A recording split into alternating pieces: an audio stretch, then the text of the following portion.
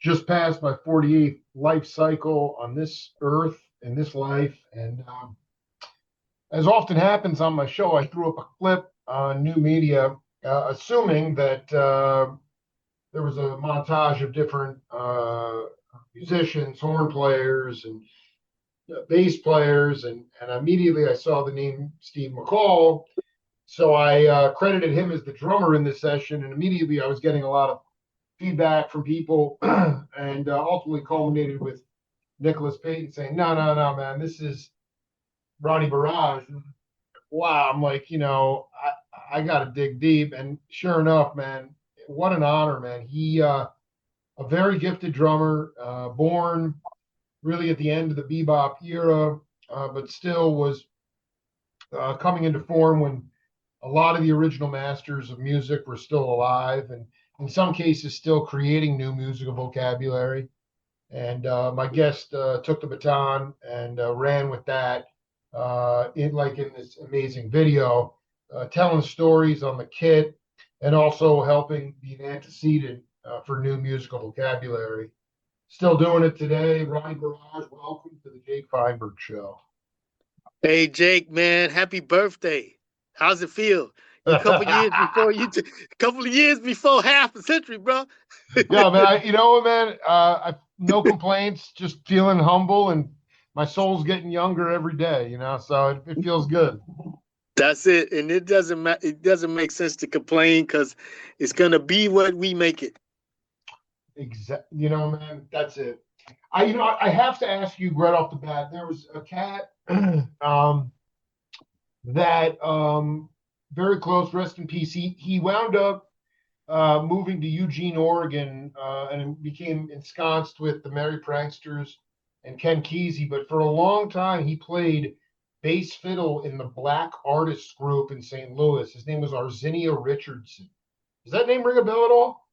Arsenio Richardson. I know his name. It's okay. It's okay. I mean, dude, he predates Burrage, but I'm just saying he was there when you were birthed, and he moved out to Eugene in the early 80s. He was very much part of the psychedelic milieu, but I wanted to read you this quote from him. And just you can riff because I want to know.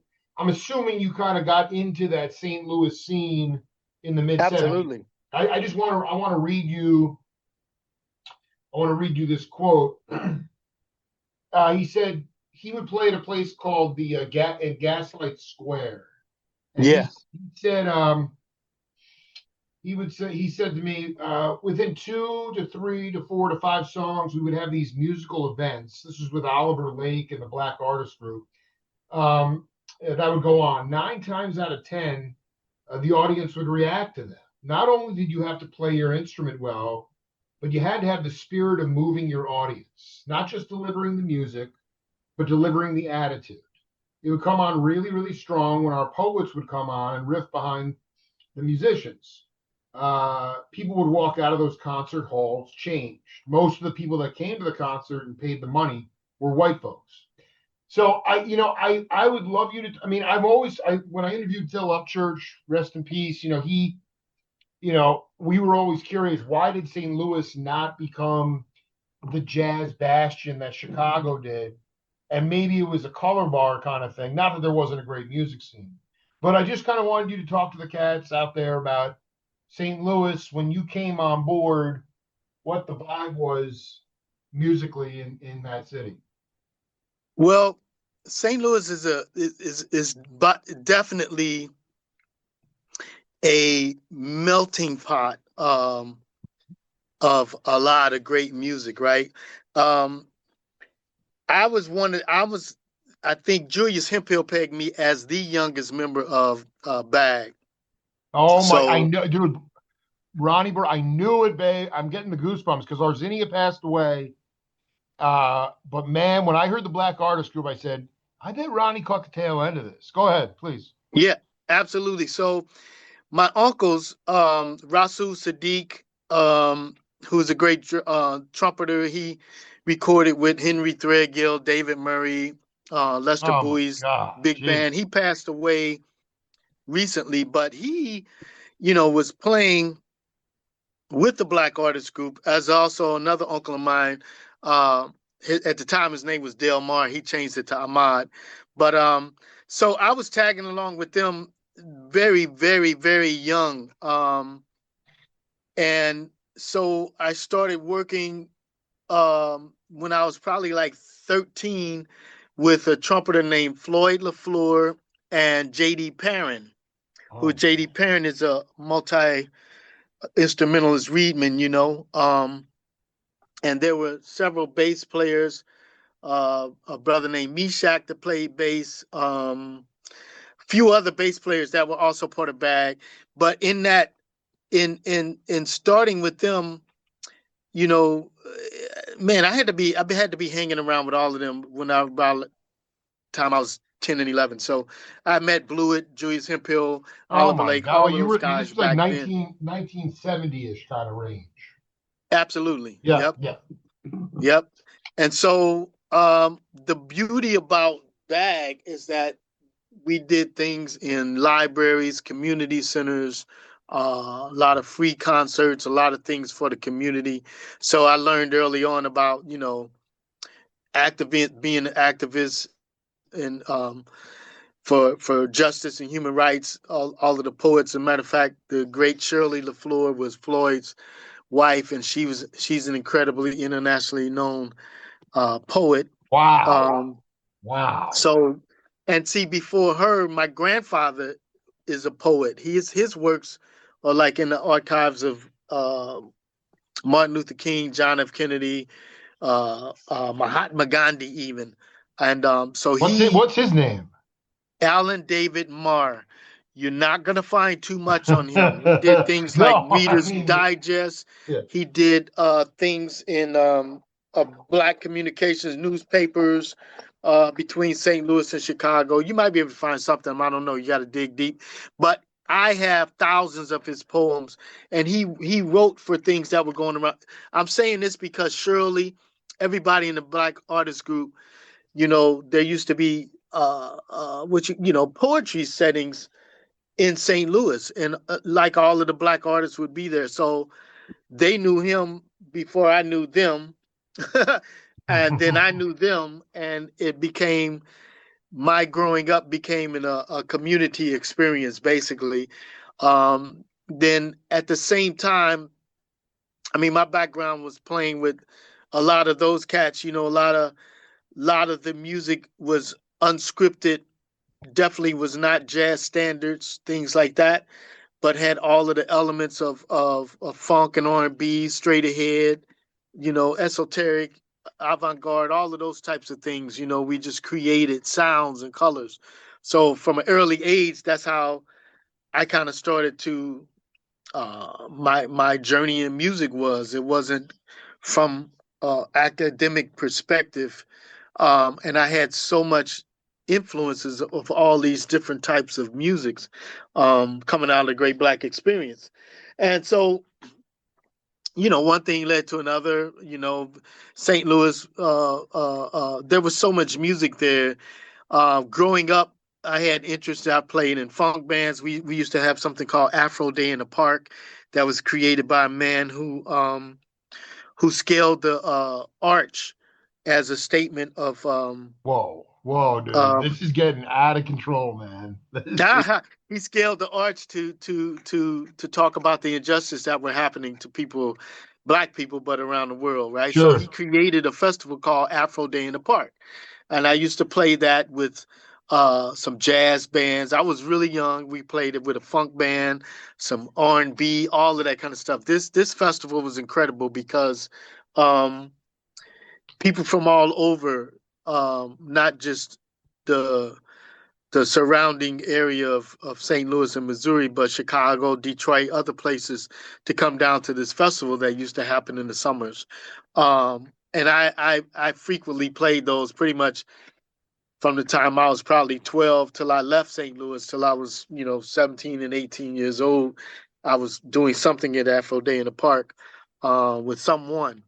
But was very influential with all of those types of things. And from there, I started playing with some of the hardcore jazz guys, Willie Aikens and Freddie Washington, who's an amazing tenor player. He actually toured on and off with Steely Dan. Oh my Um, God. No, this, uh, Ronnie, I want to go deeper. Hold on one second. Um, this, um, this is profound in the sense that reacting to sound and color and mhm. the sort of synesthesia that occurs when you're with people that you trust, but you're creating a sonic palette. And Mm. it's so different from the academy. And I just wonder if you could talk to younger cats, especially about sort of how you guys would prepare for these for not performances, but these avant, because you had Sonny Murray, Milford Graves, all going on at Mhm. that time.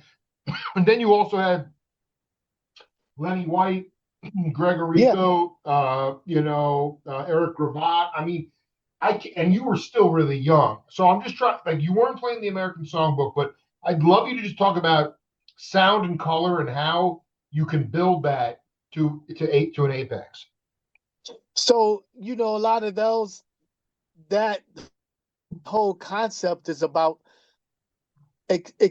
playing things that you go through every day in life. I mean, at least that's how I interpret it, because to get to a lot of those places, a lot of it also had to deal with the literature and the poetry that I was hearing,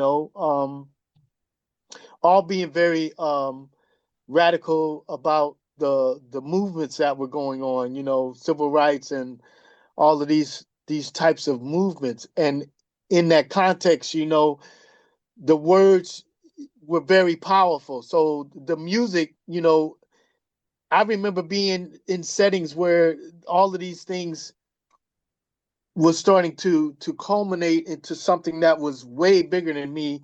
I didn't understand it at all very young, but I know that I was part of it because I was able to um, be free in it, Yeah, I love it. Um, and but later on, I find out that it's like it's it's it's very spiritual, this way of playing music, because first of all, you're right. You have to be in a comfortable setting. And I was definitely in a comfortable setting with all these elders that just like accepted what I was doing, And yes, they all taught me different ways to interpret the music, but basically it was just by doing, Um, and so I guess a lot of things that we did, the preparation. I'm writing, I'm finishing my book now.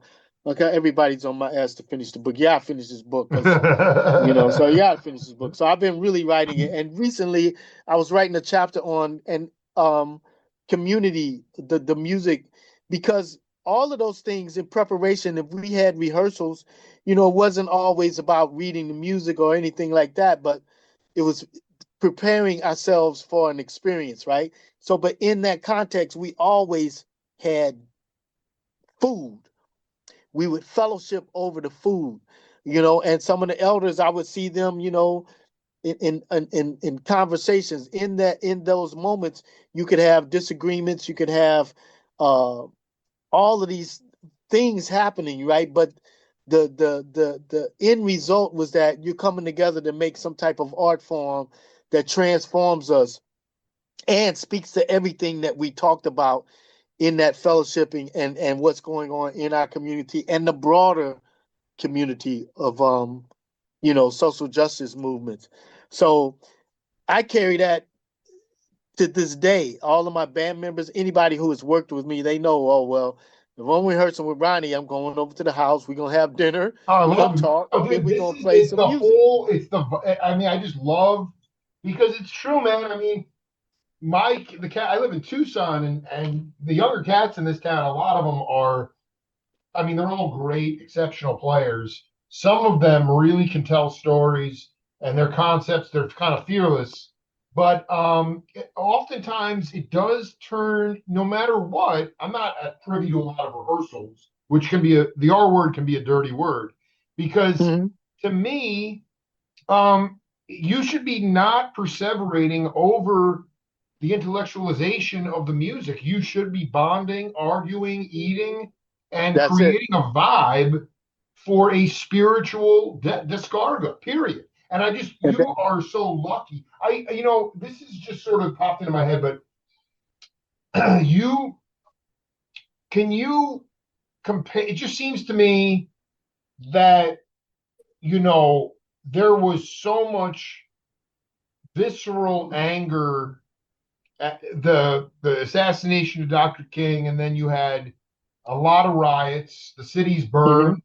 All hmm right, and now you put it fast forward to today, where there's like, I just wonder if you think it's more sinister today. I remember doing interviews with Richard Davis 15 years ago, and man, I was just a little boy in the woods, and he was telling me stuff that didn't make any sense. I didn't know what hmm he was talking about. He was talking about covert versus overt racism. I just wonder, hmm when you look at it, I mean, you're a pretty cosmopolitan person, but you've always kept your finger on the pulse. Is it more? Was it more medieval, or was it tougher back then, or do you think that we're going through something more sinister now? Yeah, we are definitely going through something more sinister now. I think the things that are going on also with this administration and the um, ideology of these folks in the world, it's worse than the Nazi era. Oh my God! Because Oh my God! no, I really feel it, man. I I mean, believe. No, I because believe. Dude, you got the arc of history, dude. first of all, it's been programmed. First of all of the systematic racism is now to a place where, thank God, because of social media, more people are learning truth and they're posting things about it, and they're trying to really go back and touch on real aspects of our history. But for so many years, all of this stuff is I just did a project last week on, and it was a whole bunch of artists, great dancers. I was playing hand percussions and sounds and colors, but Ah, the concept was about colonization, right? right. How do we as artists, what is our words for colonization? How did it affect us and things like that? But over the years, our society has been so um dehumanized. It's been so, because of all of the trauma and the terror that we've experienced. It's pushed our community further apart. But I am optimistic, and I'm thankful for social media, because now people are tired, and with this administration, they're drawing us out where we can't stand to be silent anymore. You understand? And it's like, it's not about us going out and rioting in the streets, but it's about us telling the truth how we can when we're in people's companies and in our on our social media. So I'm optimistic that more people are coming to understand that this whole shit that we've been living for the last 400 years is over 400 years is just bullshit. It's been someone else's concept. It has nothing to do with perpetuating humanity or us moving forward as a human race. It's so many walls of separation.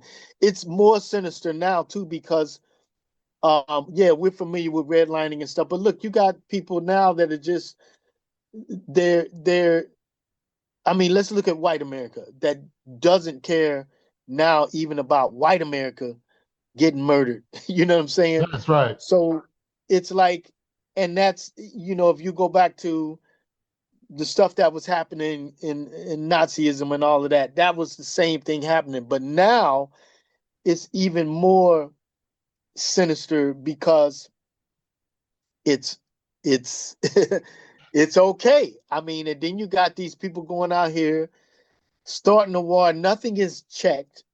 Nothing is checked. Right. There's Nothing no, is, I mean, there's just the democratic process is out the door. It's just like right to war, no Congress, nothing. I mean, yeah. the thing is, the last time, even when they went through the real regular process to go into Iraq, the administration lied to people, and then Congress hmm passed the vote. So, it's just like, do you remember? To me, new media, it's not social media in so many senses. I don't post pictures of my daughters. It's not like I don't. I just I want to drive inspirational content, and I certainly don't want it to be Good. coming from me. You know, I want to shine the light on Ronnie Burrage or Woody Shaw or freaking Bobby Hutcherson. You know, true geniuses. You know, and it just seems to me because what how they're using the other side is using new media as like a George Orwellian kind of thing. You know, they're Yeah. lying constantly. So it's not even that people are curious about their history; it's that they have no other choice but to put what's out there. And I'm not somebody who's like somebody who is. I mean, I'll talk. I hang with anybody. I mean, you know, I there's no superiority thing here, but the younger generation, I'm talking 20s and 30s. I mean, there was an article out recently, you know, where they're so far removed from actual education in the schools. Like you Yeah. don't get an education anymore. So there's a lot of cats, including people of color, Hmm. mostly men, who absolutely don't believe in the Holocaust. I mean, they are Hitler through and through. We're talking cats in their Yeah. 20s and 30s, and it's Yeah. like so. I mean, that's when you say that Nazi, if that gets into the Christian nationalism, then the cancer is going to spread. And I just wonder, like, ultimately, are there any things in terms of intestinal fortitude or inspiration or grace that you can still use from your time in the early 70s, mid 70s when you were coming of age and kind of realizing what this country's has always been about and Yeah. how the perseverance. Phil Ramlin, God bless, great album, Perseverance. You just talk about that and how you, because I mean, I'm just a middle class white boy through and through. You know, who am I? You know, I didn't have never had to deal with some of this stuff, and I just wonder how you persevered, man. Yeah, but you see the world and you're able to Yeah, you understand what's happening, yeah. No, I mean, and you I mean, my and parents you maybe.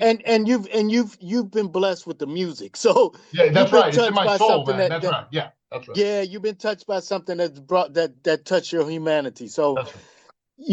what I do, like I said, I'm very, very optimistic for the times right now because, well, as a professor, I teach from experience, right? So I don't teach academically, and everything I'm teaching my students is from something that I've experienced, right? Right. So my feeling, and they're very, very receptive. A lot of these young men that you were talking about in particular. Um, I mean, I've seen that I've been able to kind of sway them by showing them some of the things that have happened, the atrocities in America, and how all of this stuff has been done by design. And it's basically they're in a state of being subjectified by the indoctrination, because this Oh this my, the stuff is like dogma. Yeah, no, totally, totally. so. I mean, I feel optimistic that with the things that are happening, something has to break through to them, and unfortunately, when we're at a state where we are now with the with war and terror and trauma, there's a real call for the arts, and then you got on top of that, you got this whole AI thing happening, right? So that stuff it's a point where I feel that Can you give an example of how you have reached somebody who was indoctrinated into believing something that was completely false? oh, absolutely. I mean, I had a student a few years ago, that um from where is he from? Venezuela or something, or I had a couple of students actually from that were kind of like Hispanic, and they were believing this crap about how number 47 is gonna help their family, Yeah. and Right. during the first term, I remember teaching being very specific. Listen, I'm not trying to go against your family or what they believe in, but you are like kind of like 19 years old. You're at a point where you're gonna have to start making choices for yourself. You're gonna have to start looking at things as a man and not as a child, and not just going from, dealing from the things that your family. I mean, and And when I listen to him, he's saying, well, what he's going to do for the people and how he's going to help their people with their finances and this, that, and the other. And, his family's from a big contingency that's voting for them and everything. And I kept saying, that's not going to be accurate. And, he's come back to me. Since he had graduated and he came back to me, he's like, uh, I see everything you're saying now. I believe Yeah, you. I'm not, yeah. I'm not on that path anymore. My friends, I went back and I read different books that you told me to read, like Blues People or They Came Before Sir Columbus and The Lies My Teacher Told Me. I gave him all these books, right?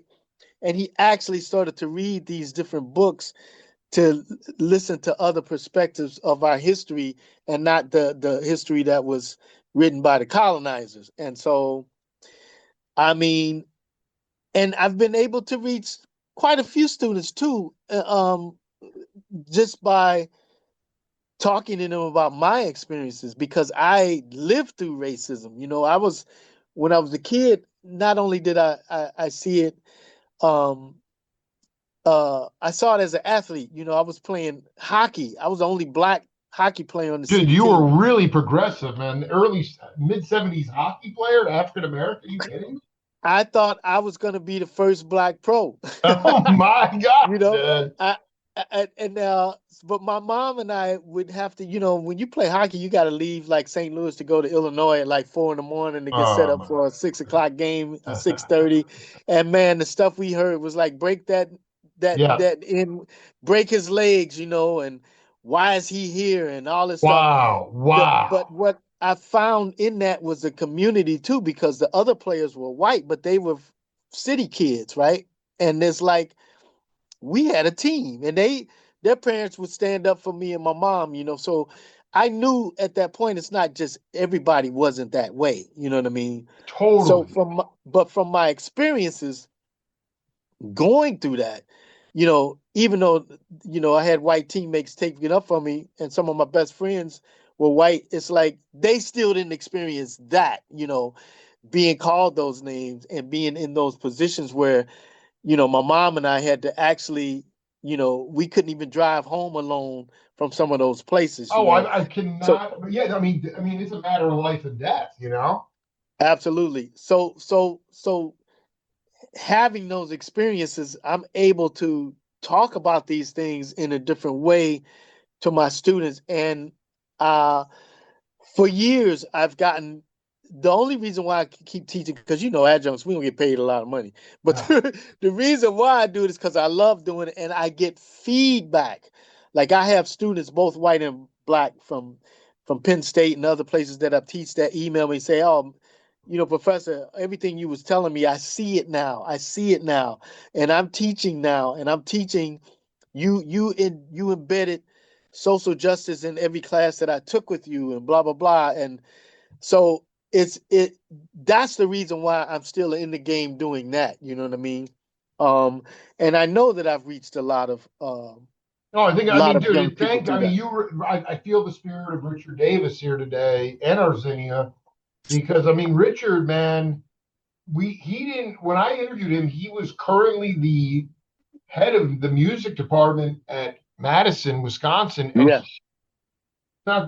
he was barely doing any musical instruction. He was essentially teaching, well, it was something related to racial equality. And the yeah, stories he told me about, I mean, we're talking about Los Angeles, late 60s, and he's on a street corner by himself with his bass fiddle, and some white woman just comes up, starts screaming and saying, "He's going to cut my throat. He's going to slit my throat." I mean, yeah, this whole yeah. mythology that he talked about were these, and again, I'm not trying to date myself or like, I'm not an elder, but it's like so many of these, country bumpkins from Iowa, Wisconsin, Michigan, they come in and they say, talking to Richard, they're like, my family told me that if I was left alone in a room with a black man, he'd rape me.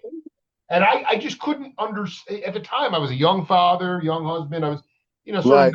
sort of naive, living in sort of thinking we were living in a post-racial world. Now, 2026, I can honestly say what Richard told me. I can see it and then some. I mean, it's in clear view. Absolutely. And it's even, and Absolutely. we're even more multi-ethnic now than we were back in the 70s. Yeah. So, it's just, but can you talk, do you believe that the music that your elders were making, this, it's just so weird. I mean, the whole thing is so freaking warped because, like you said, history's been written by the colonists. I don't know if you ever refer your cats to Howard Zinn's People History of America. Yeah. Yeah, Absolutely. People History of the United States. So Brian Jackson and I talked a lot about that. Some amazing stories in that. Yeah. And there was always I just found this interview last night with Bill Evans from '72. So Burrage is like 15 years old, but apparently in '71 he won a couple of Grammys and he had won like five. Hmm. And there was this whole story about that Jet magazine kind of played both ways in some ways because we know that this is a Black American art form. It's an American art Hmm. form, okay, but it started by Black people, Hmm. and Jet magazine wrote up a story saying Miles was so pissed that he walked out when the announcement was made, like some sort of Mm. black white split. And Bill Evans is like, I don't know. He goes, any journalist with any credibility would know that just doesn't hold water. They had a great, him and Miles worshiped each other, but either way, Right. it's always been you're in the Stan Getz camp or you're in the John Coltrane camp. I mean, it's Right. always this divide, and I think Yeah. back to that. Yeah, Arguing the Chet Baker and Miles camp. What? yeah, right, right.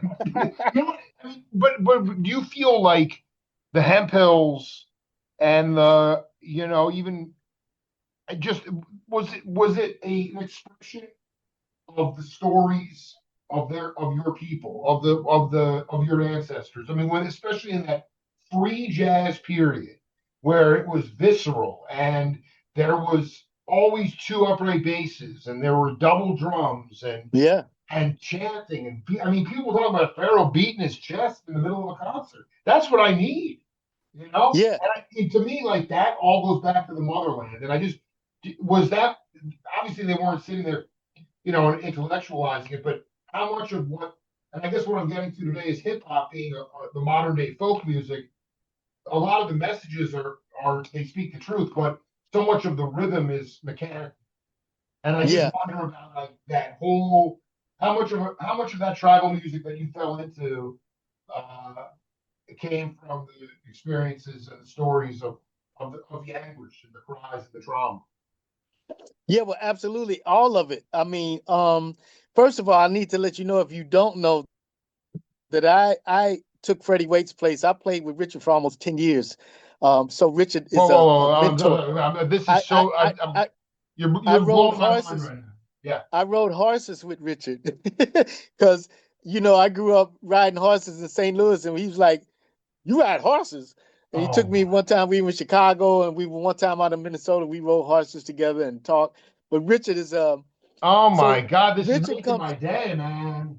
Listen, man, Richard, he that record he did, Point of Departure, changed my whole head because that was something in between all of what you're talking about.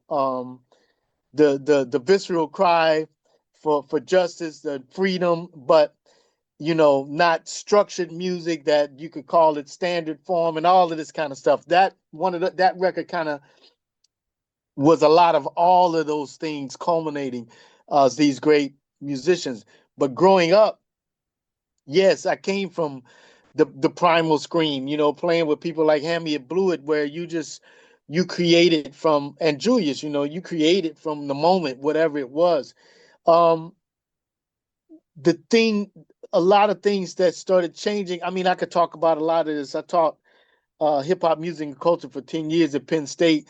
When you look at how the earlier hip hop artists and rappers were talking about changing the community, right? Where actually, yes, that was what was going on. But when you get corporate sponsorship that wanted to start making these videos during the time, at the same time, you got Rambo and Schwarzenegger out here shooting people and cutting people in half, and it looks like a cartoon, and then all of the gaming that started happening with Yeah. and the human life becoming something that just became Well, and all the pornography, it's got all dirty and stuff. Yeah. all of that stuff. But that's what, and then they dangle the money in front of these hip hop artists saying, no, we're gonna push out gangster rap, we're gonna push out thug rap, we're gonna push out you sliding the credit card down a woman's backside. We want them to wear scantily clad clothes. And it's like the whole theme changed from something that was very, very important for our community to everything that degrades our community.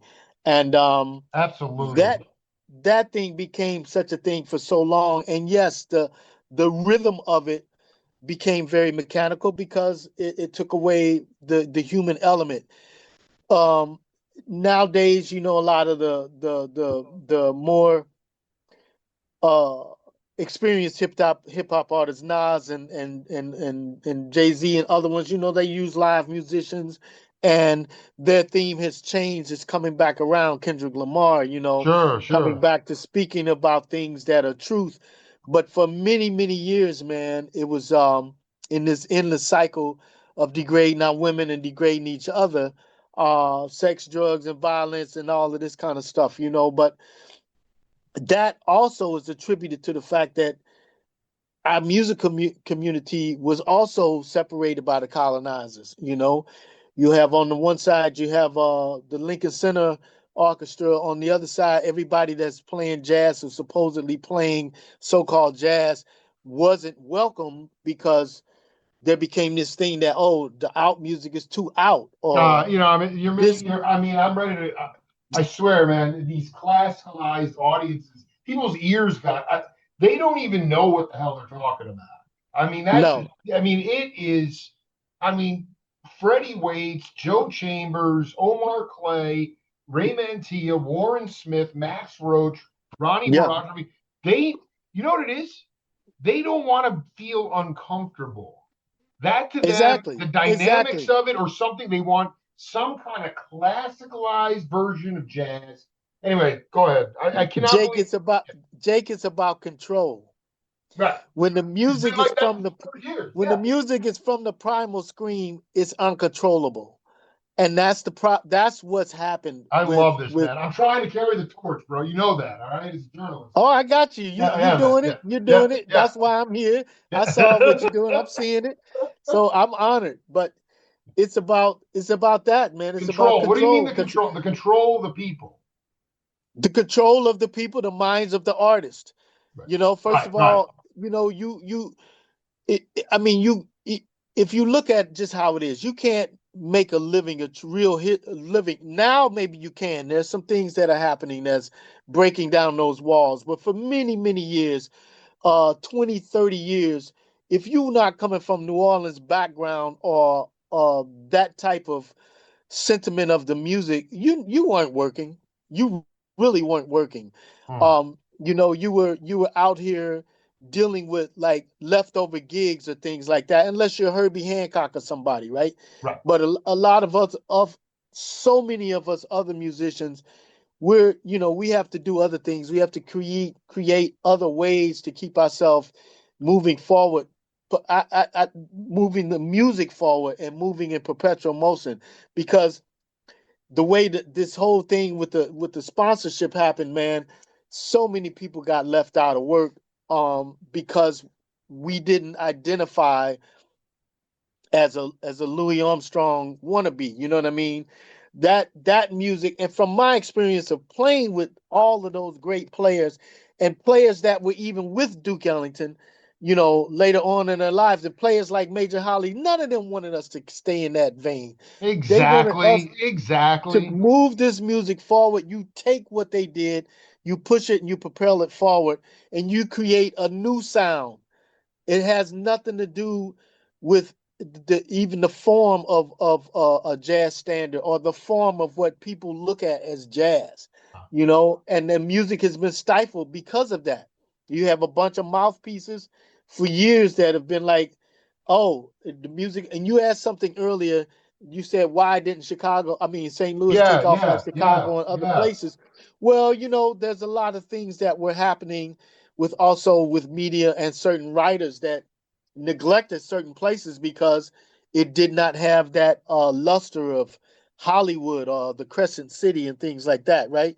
But and I debunked a lot of times with my conversations with Amir Baraka and Archie Shep how it's no way that you could say all of this music came from New Orleans. I'm just going to say it out there because the Mississippi River is like the Nile or like the Amazon. Things were happening at the same time because the river flows and so does trade and marketing and culture and all of these things were happening. And there's a lot in this that yeah, I'm not going to go too far into it, but No, it's no, no. like What I do want, well, this is really important because it continues on your riff. Part of it's full interconnection. I mean, Calvin Keys in Denver was getting bleed through channels from, or in Omaha, he'd get channels up from New Orleans, and so you right. were getting there was all this regional sound. Do you believe that like Chicago had its own feel, Motown had its own feel, Sanford, Yeah, there was St. there's Louis had its own thing too, but it did. it was primarily and here's another thing that happened though. It always goes back to a lot of this carpet and carpet things happening. When I was before I left St. Louis, I was still touring the country like with my uncles and other players of bag, and we worked in colleges. There was a college circuit. There was what you call jazz societies across America, Sure. um, and they helped. Between the big gigs, you could find something else going on, right? But when all of this stuff started getting corporatized and radio stations closing, and then people controlling what gets played on the radio, man, I mean, people have no idea the amount of musicians that lost work and the amount of black owned jazz clubs that were in every city started to close because the patrons weren't hearing enough. There was no new music. It was the same type of music. And then this whole thing about, oh, let's save our music to go to the big concert hall to hear so and so and so and so. And it's like, man, hold on. The whole community kind of broke down. And then you started having musicians who started to believe that crap where, they had to play a certain way to live. And so you have all these different uh, things pulling the community apart and musicians, falling apart. And then all of the systematic stuff with the drugs and all of this kind of stuff. Man, there was so much stuff that started happening in the 80s and 90s that just changed the whole trajectory of the music. Let me ask you something In the because this early is really important. Like the other factor, so freeform radio, which was at its heyday when Ronnie Burrage was coming on the scene. I mean, you would turn on the station, and you might hear Iron Butterfly, Beethoven, and freaking, whatever, Jethro Tull, Sun Ra. or Miles within the half hour. Yeah, So people were getting yeah, exposure. Then yeah. the bean counters came in, and that in turn also affected the touring circuit because even if clubs stayed open, ultimately club owners were saying, "Why am I paying for a quintet when I can just bring in some DJ to spin Gloria Gaynor records?" That too. That too. I was going to read Yeah. this is from Ron Carter, my interview with him. He said there was a magazine called The Urbanite that came out in the late Uh-huh. 50s, early 60s. They had a nice jazz column. At one point, Essence had a nice jazz column, the Pittsburgh Courier and the Yeah. Chicago Defender. Uh, Right. Billy Taylor was a great disc jockey. I mean, Yeah. the point is that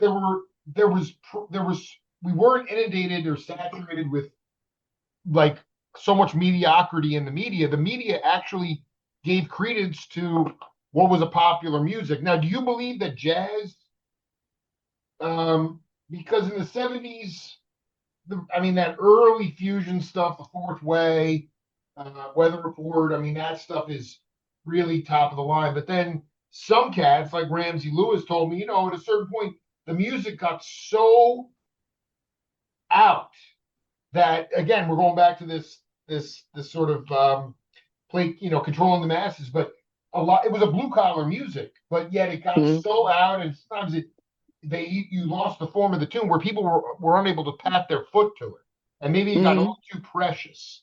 I just wonder, like, did the reason it stopped becoming a popular music was because that it was a threat to the powers that be who need control?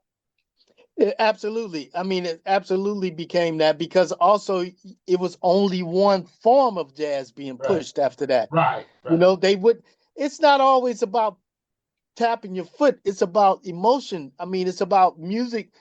I mean, you could listen to various artists that weren't playing forms and you can get emotionally entangled and thrust somewhere that That's you right. can't It's get to. tribal, man. It's tribal. I get it. I love it. I love it. So I mean, it's like, and it's nothing wrong with that. People are supposed to have those types of options.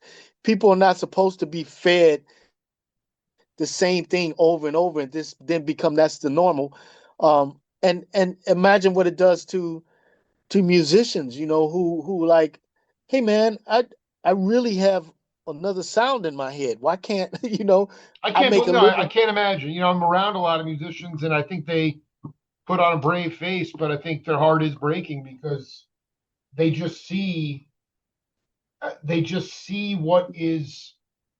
I mean, what is passing for a like the cats that are actually making music, making money touring, are playing a formula trip every night. I'm not even talking about jazz. I'm just talking about Yeah, they're playing the yeah, same this original music touring circuit is like, I mean, it was okay before COVID. It's been decimated now. And it's just yeah, so disheartening for cats that, like you said, have many different sounds going on in their head.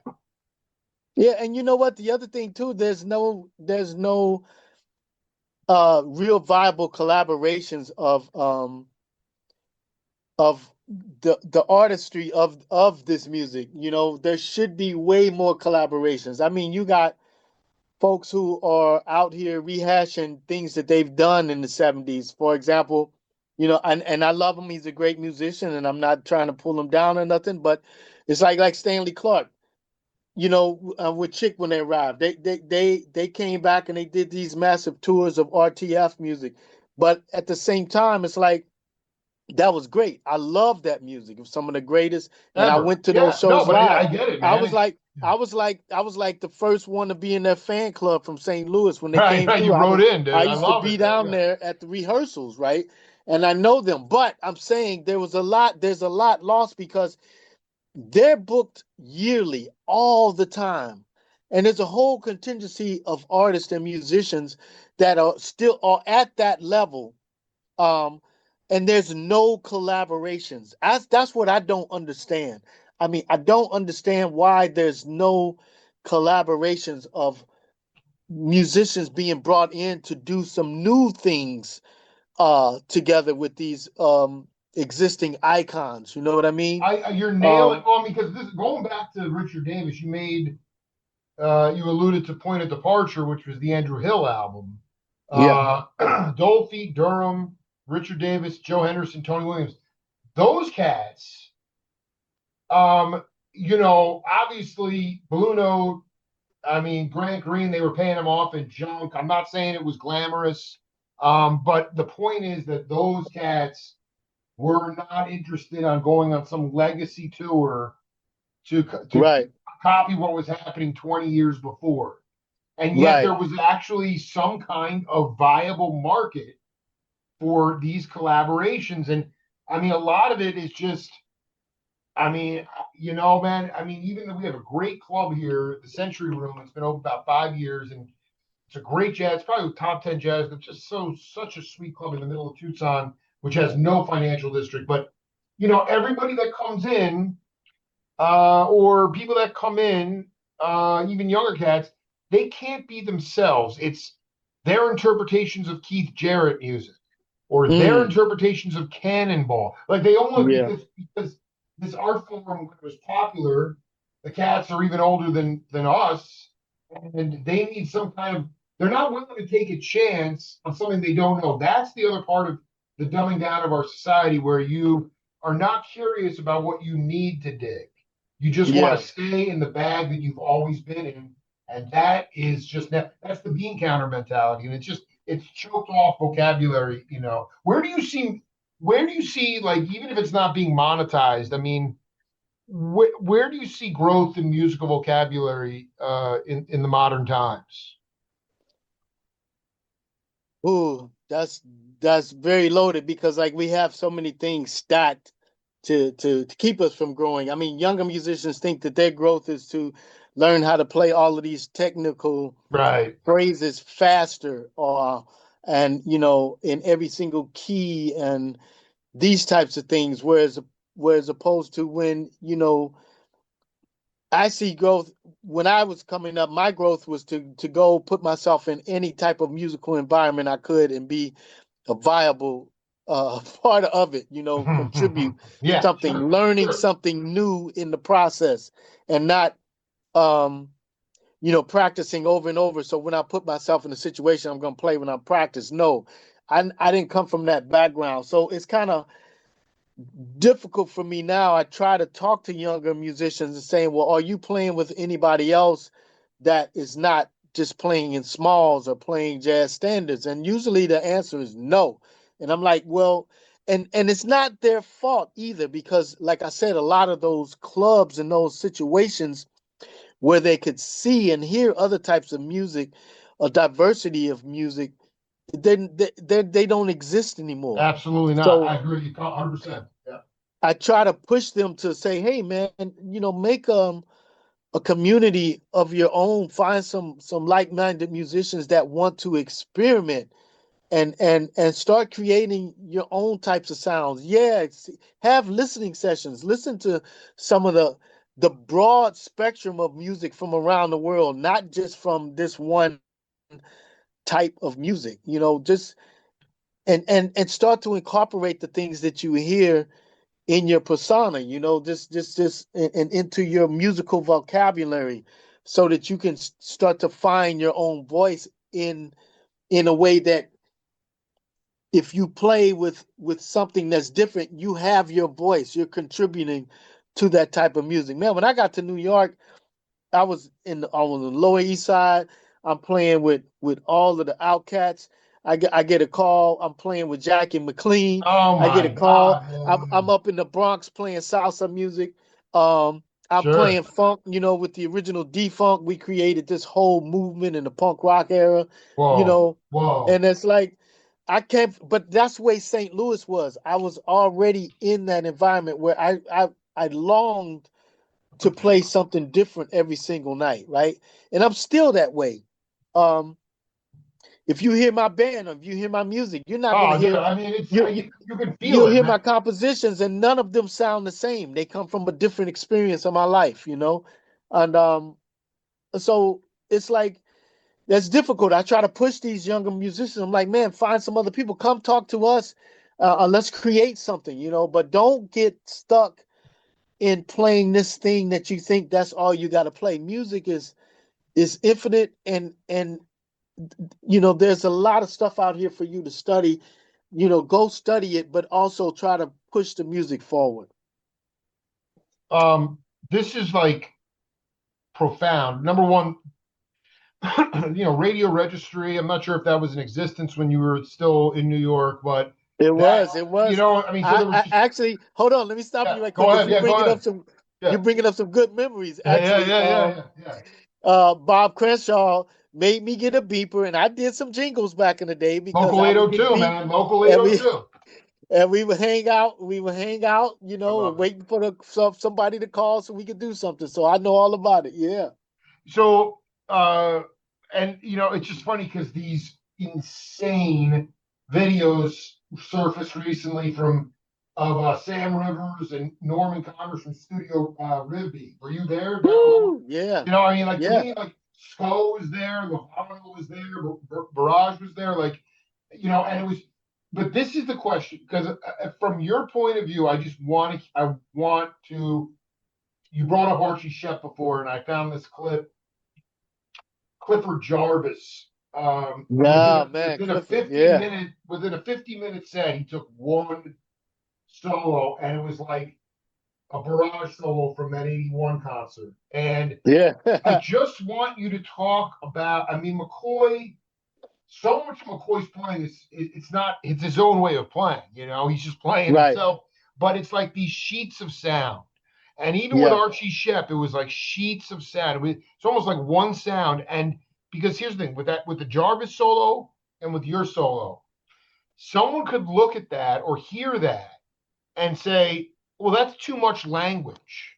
And uh, I would be the first one to feel that myself. But when I saw there is a story within that, and I just yeah. wonder how you help cats, or how you cultivate if it's a generational thing, because you were playing all over the kit, but it was actually there was a story in there.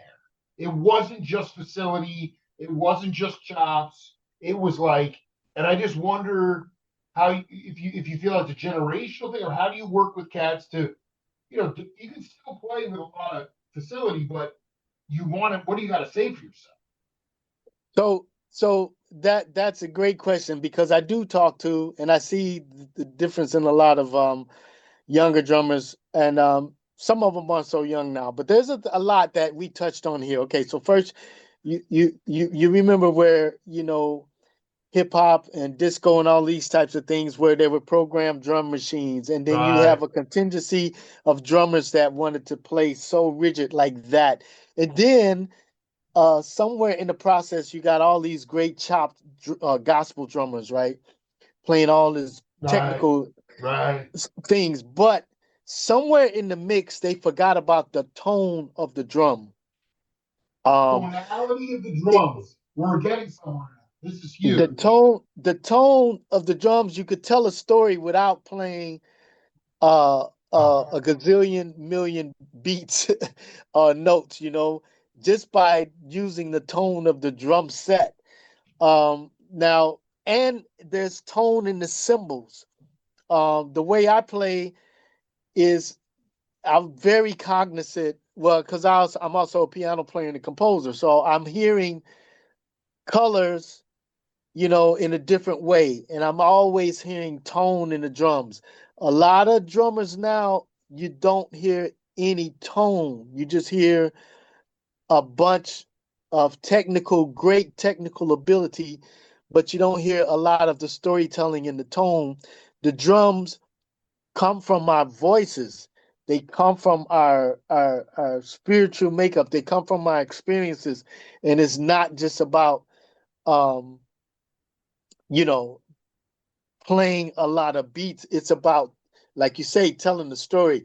So I try to, like a lot of my students, I'm like always, I just take them back to, like, look, find some melodies on the drums, between the tom toms, between the cymbals. You can find as much melody on your drum set as you can, even if you're playing one drum, because you have harmonics and all of these other things too, that you have to learn how to get to those sounds on your drum set.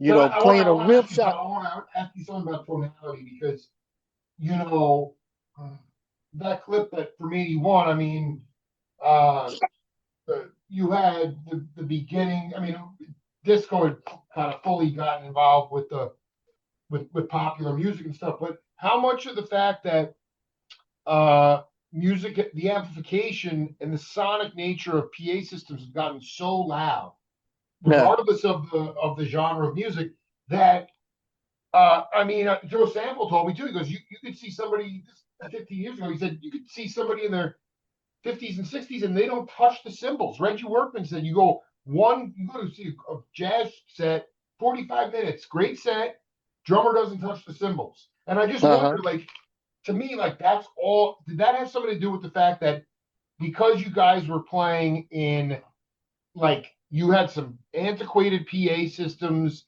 you weren't always playing with monitor, like, the dynamics were so key that tonality was a natural result of that. And now it's almost like that stuff has been, it would almost seem inappropriate in certain settings because you have jazz being played in cavernous theaters and halls or Lincoln Center or something like that.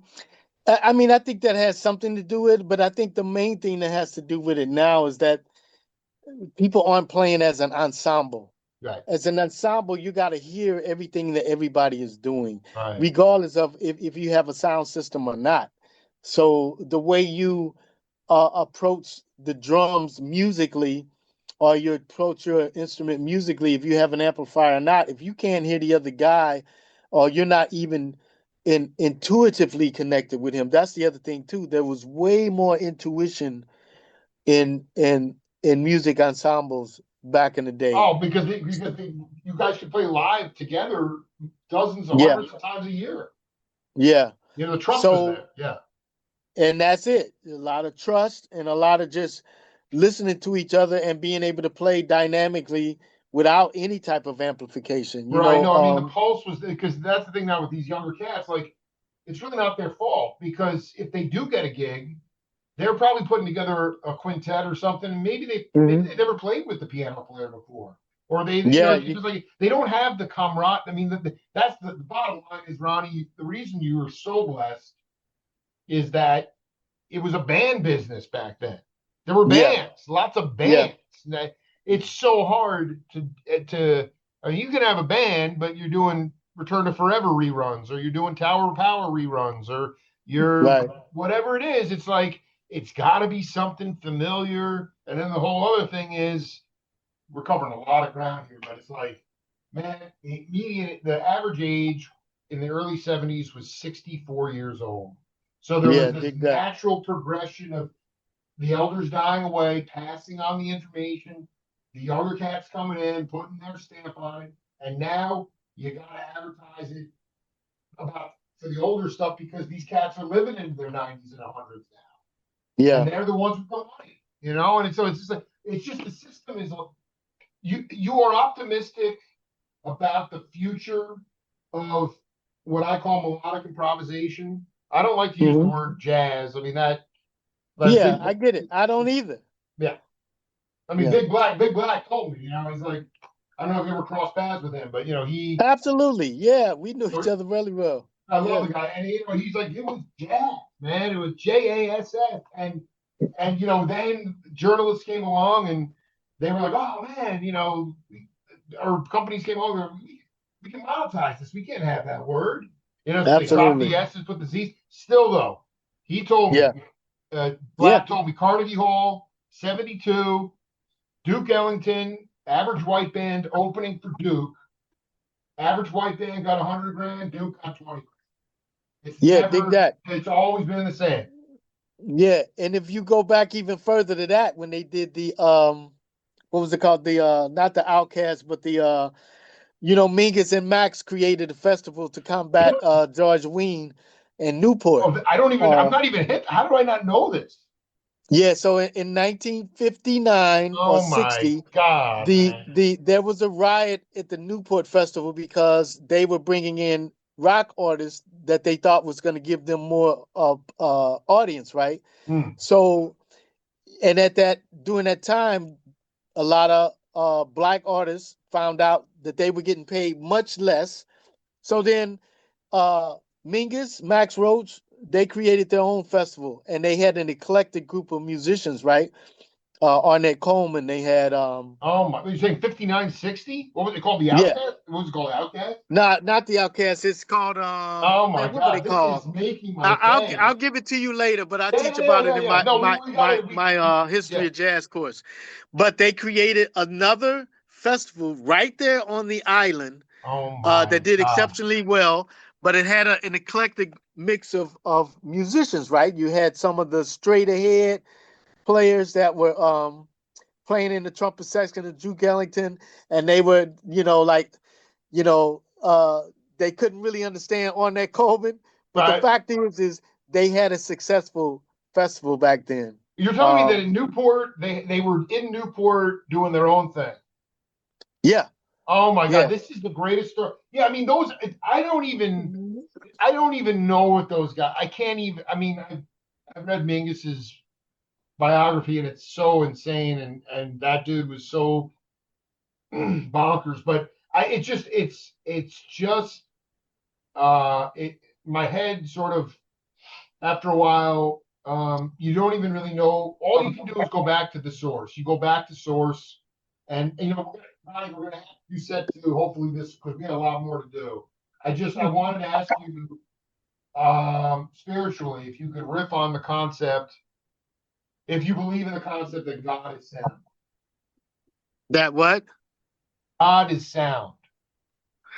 Oh, absolutely. God is music. Yeah, explain. I mean, um, riff on that. so okay, so first of all, before we get into that, I want to tell you about Yeah. this book called "This Is Our Music" by Ian Anderson, and it talks about that entire situation I was just telling you about the Wow. Well, festival that yeah, was yeah. They created were by. trying to. Were they bringing in? I thought they were bringing in like John Lee Hooker and stuff. They were bringing in white rock artists or whatever. They were. That's what Yeah. George Wein and them were doing. Right. Okay. So Right. that's Yeah. Yeah. and this book tells about Wow. the other Wow. festivals that were happening and Wow. things that were going on and politics. It goes into a lot of things about art and world culture. Okay, now, so what you just asked me, I'm sorry, ask that one more time. Yeah. No. The idea that I said God is sound. Oh You yeah. said yeah. So first of all, you know that sound, music, all of this is like really our most powerful healing force. It's been not prioritized in that Absolutely. way because of capitalism. Um, Yep. and the many ways that they have broken up our artistry to be so-called popular music, right? Even with the popular music, you know, people are healed when they get up and they can dance and they can sing to it. But music is much more than that. It goes way deeper than what it does in that form of our physicality. We can actually heal ourselves if we use it for meditation. We learn how to um, hear the different colors of the diversity of music that we have. Um, you know, which is pretty difficult to find nowadays because it's not been put at the level that it should be, right? And if you look at just the drum, just the rhythm itself on a single drum or in your hands or on your body to play something that can take you into the meditative state, it takes you to an out of body experience, right? Oh. People don't know about it because and so in that moment it's creation. I mean, I believe it's creation. Oh my God, man. Absolutely. The only reason I'm not a musician, but I can go and plug myself into the voltage of the music because of you, Jarvis, Freddie Waits. I mean, there was nothing premeditated about what was going on at a certain time. I mean, it Right. was like you were playing as if your life, if it could be it was a life and death situation. It literally could be your last gig. And that didn't mean that you sucked all the energy and said, look at me, look at me, look at me. It was people's ears were huge, and now with all the quantized rhythm, it's been crunched into my daughter's ears, and they still hear a lot of other music, but the younger generations haven't even heard round rhythm. No, They haven't heard no. it. They don't even know they don't even know how to react to it. Right, You know, and it's like it's just this up and down, right. and it's No. like how do you even get off on that? But I mean, I am so lucky that I have just I mean, it goes, but it just like that Max Roach ethos, and again, I know he was a tactician and he didn't waste a note. He was a graceful player, but he was all about. I mean, dude, Yeah, M Boom. Did you get to see that group at all? I did several times. All of those members were some of my closest friends: Well, Steve this Barrios, is Eli why we were Fontaine, connected. Freddie Yeah, Waits. You know, Warren and I are still connected. He's getting up there, Warren is. I but mean, he's my hero. I do. Warren is. I mean, he's kicking ass, dude, and it's just. yeah. I'm not sure if those guys. I mean, we have so much to get to. Do you mind if we do set two this week? We can find another time. Yeah, we can definitely do that because I also I'm about to say, I'm in the studio. They got folks coming in too. He It's gave me the fine. grace to use the room. We went off on different tangents today, but this was like very therapeutic, man. I really appreciate it, man. I'll reach out to you and we'll get set two going this week. Sounds good, Jake. Thank you so very much. All right, brother. Be cool, man. All right, you too. Talk to you Thank you. soon. All right. Bye bye.